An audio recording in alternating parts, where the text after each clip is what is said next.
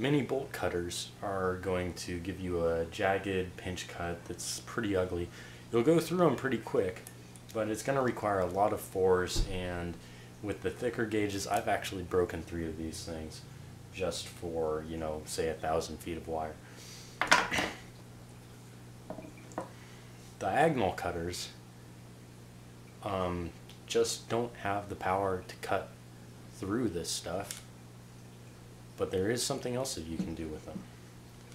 It's another way of cutting metal where you score it and you snap it.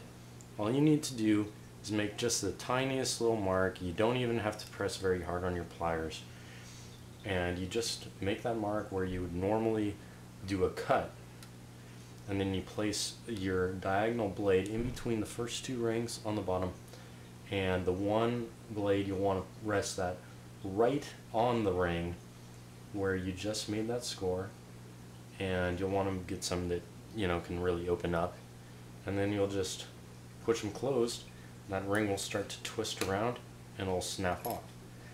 And you can't see it right now because I'll upload the pictures later, but that gives you this shear cut.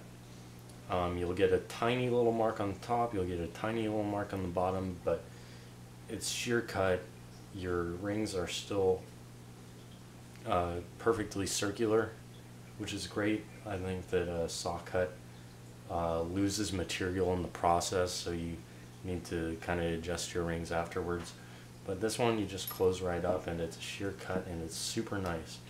And it doesn't take a whole lot more time than using your mini bolt cutters to cut them. It's maybe twice as long as it would take, but you use a lot less pressure, which is nice on your hands and your body, and you'll be a lot happier with the quality. I mean, it just closes up super nice.